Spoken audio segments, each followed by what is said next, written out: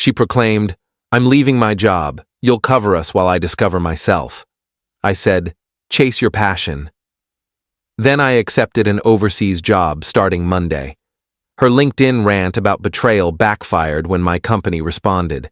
I, 31, male, came home last Wednesday to find my girlfriend, Lila, 29, lounging on the sofa with a bottle of sparkling wine and a wide grin. We'd been together 4 years, cohabiting for 2. "Babe, I did it," she exclaimed. "Did what?" "I quit. No more soul-sucking office life. No more toxic boss. I'm free." My stomach sank. "You quit your job?" "Yes, effective immediately." I told my manager, Victor, exactly what I thought of his control freak ways and walked out. It was exhilarating. "Lila, we just renewed our lease. $2,400 a month." She waved it off. "You earn enough to support us both while I figure out my next step. Maybe painting or ceramics. I need time to find my true calling. We should have talked about this first." "Why?" "So you could discourage me? I knew you'd be unsupportive. You're always fixated on bills and security because security keeps us housed." "See? This is why I didn't tell you. You're supposed to back my dreams, not lecture me about money." I took a deep breath. "How long have you been planning this?" "A few weeks. I already bought a $3,000 art studio kit for my creative journey. It'll pay off once I start selling pieces." "With what money?" "Our savings fund." "Our emergency savings?" "That I funded 80% of? For actual emergencies?" "It's an investment in our future." "Great. Chase your passion." She smiled broadly. "I knew you'd get it once you thought it over." What she didn't know: 2 months ago, my company's Asia division offered me a role leading a new team for 2 years. Nearly double my salary, housing included, full relocation package. I'd hesitated because of our relationship. Not anymore.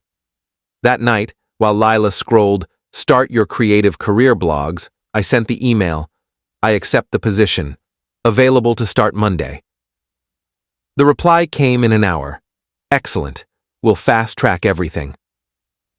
Flight booked for Sunday night. Update 1. I spent the next 3 days quietly arranging my move while Lila planned her artistic path. She'd enrolled in a $500 Unlock Your Purpose online course, bought $800 in craft supplies, and booked a 300-hour creativity coaching program, all on credit cards she assumed I'd pay. Saturday morning, she showed me a budget. "I've mapped out our new financial plan. If you take on extra hours and cut back on your gym membership, we can keep our lifestyle while I pursue my art. I'll need 6 to 12 months. That's detailed. "Oh, and I told my parents you're backing my journey." They're so proud. "Dad said it's about time you stepped up as a provider." Her dad, who hasn't worked in a decade while her mom supports him. Perfect. Speaking of stepping up, I have news. I got a new job. Perfect timing, better. I accepted a role in Singapore. I leave tomorrow night. The silence was palpable. "That's not funny." "Not joking. Here's the contract." I showed her the email. "You can't. We have a lease, a life here. You ended that life when you quit without a word and spent our savings on art supplies. This is different. You're abandoning me. I'm chasing my passion. You should support me. How do I pay rent? Maybe sell some of that art kit? Or book clients with your 3 days of experience?" She started crying. "You planned this to punish me for choosing joy." "I was offered this job 2 months ago. I nearly declined for us. Then you made a solo decision about our future, so I made one too." 2 months? You've been hiding this. I was weighing an opportunity. You quit and spent our savings without a hint. Which is worse. She grabbed her phone.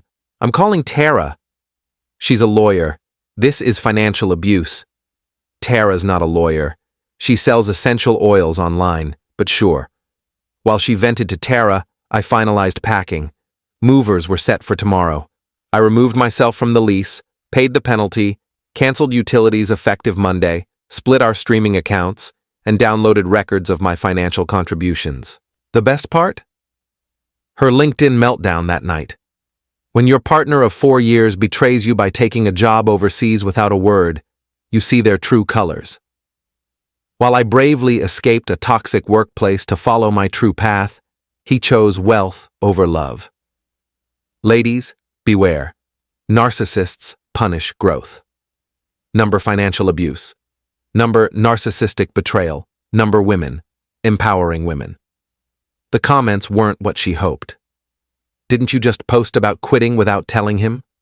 So you quit your job and spent savings, but he's wrong for taking a promotion. This you? A screenshot of her Thursday post. Real partners support your dreams, no questions asked. If he loves you, he'll provide while you shine. Sunday morning, my company's official account commented, "Congrats to our top strategist on his promotion to Asia Director." Fun fact, he initially declined this role 2 months ago for personal reasons. Thrilled, he reconsidered. "Welcome to Singapore." Her post vanished within an hour. Update 2. Landed in Singapore. Stunning apartment overlooking the marina.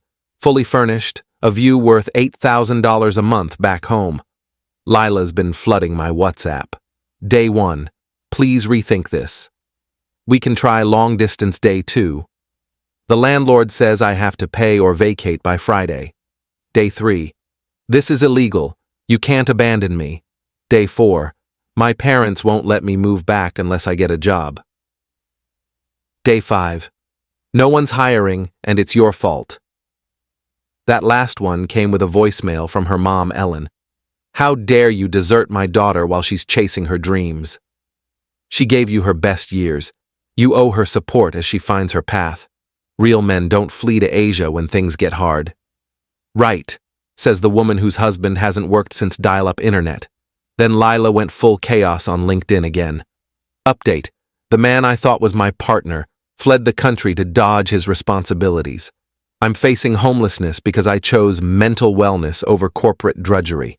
If anyone knows emergency housing or legal aid for financial abandonment, DM me. Number financial abuse. Number narcissistic ex. Number women in crisis. The replies were savage. "Didn't you say you quit without notice and bought $3,000 in art gear? You can't be financially abandoned by a boyfriend. Maybe try working? Just a thought."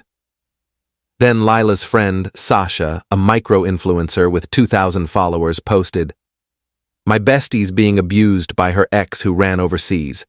He trapped her financially and bailed when she tried to break free.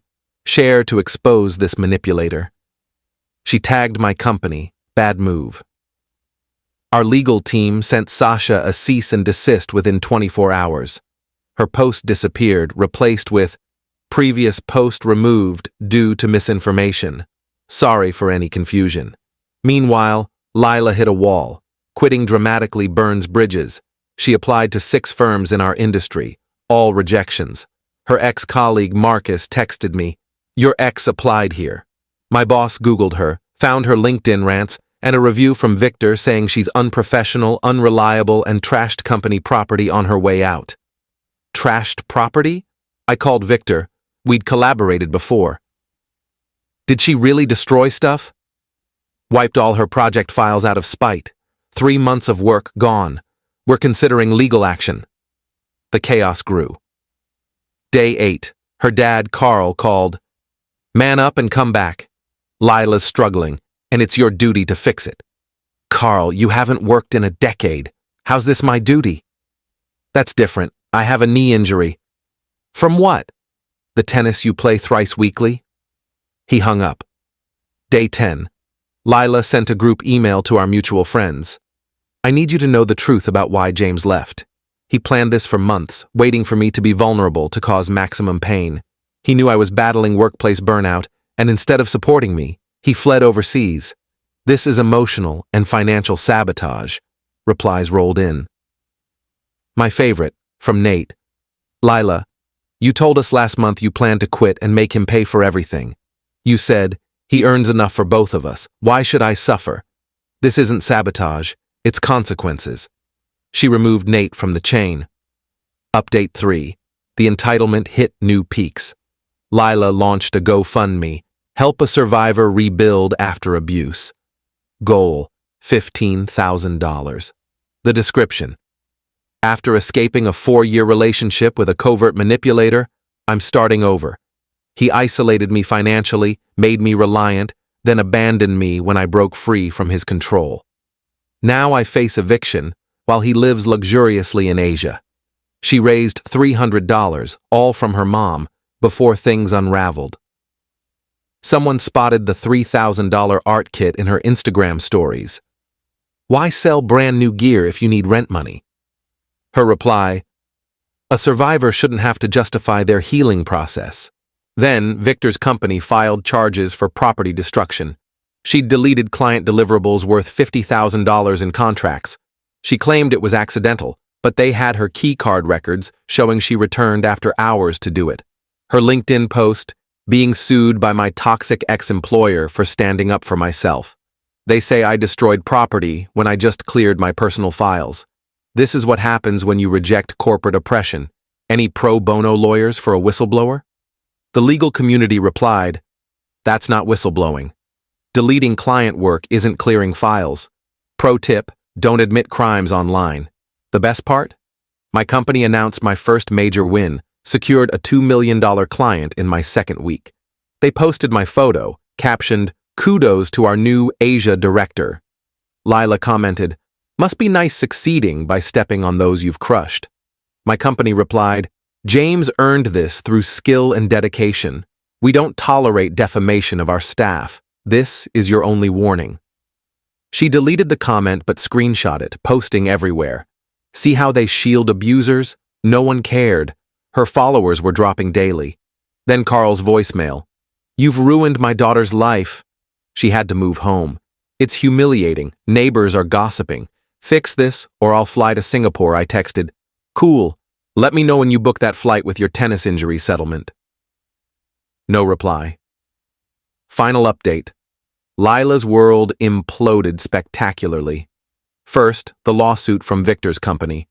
They had her on security footage swiping in after hours, screenshots of her texting Sasha about wiping everything before I left, and IT evidence. She represented herself at the preliminary hearing. Judge: you accidentally deleted 3 months of client work? I was emotionally distressed. The footage shows you spent 3 hours targeting folders. I have ADHD. I hyperfocus. You've never been diagnosed, per records. I self-diagnosed. She lost, owes $50,000 plus legal fees. Bankruptcy's her only path. Then the IRS stepped in. Lila wrote off her art kit, $500 course, and craft supplies as business expenses for her art career, but never registered a business, filed taxes, or reported income, because there was none. That's tax fraud. Her public meltdown was epic. TikTok, crying in her car, I'm persecuted for chasing my dreams. My ex got me blacklisted, sued, and now the IRS is after me. This is what happens when you escape a narcissist. They destroy you. Comments tore her apart. You committed tax fraud, that's on you. Maybe don't torch your workplace next time. Your ex is in Asia. How'd he make you break the law? Meanwhile, I'm thriving. My Singapore team's amazing. The work's intense but fulfilling.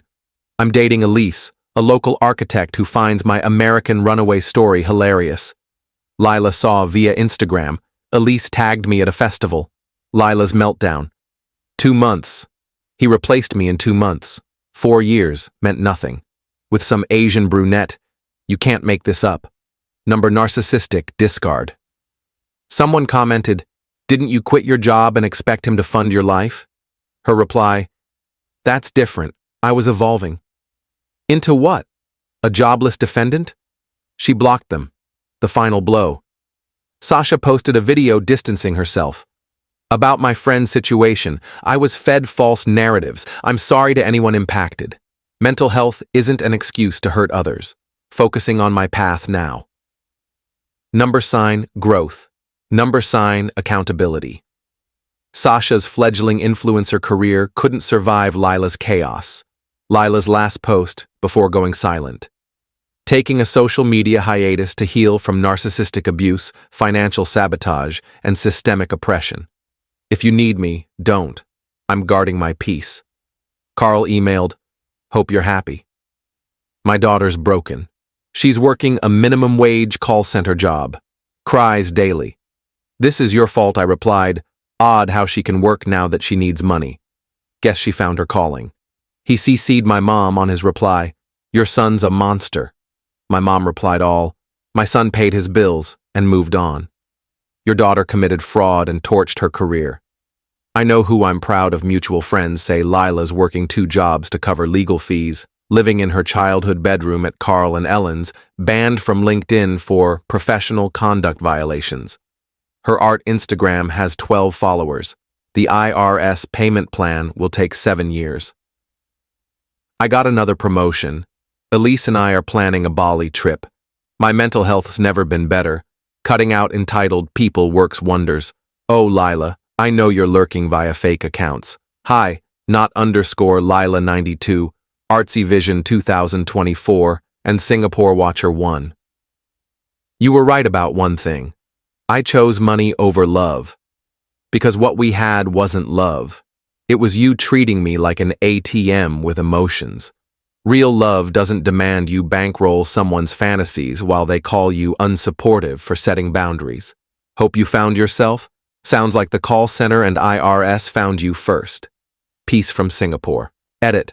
Stop asking for Lila's socials. Let her rebuild quietly. Yes, Singapore's incredible. No, I don't feel guilty. She made her choices. Edit 2. To those saying I should have communicated better, I tried when she quit. She called me unsupportive and money-obsessed. You can't reason with someone who sees discussion as control. Edit 3. Lila's friend Marcus texted. She applied to his firm again with a fake resume. They caught her because she used the same email. The audacity's almost admirable.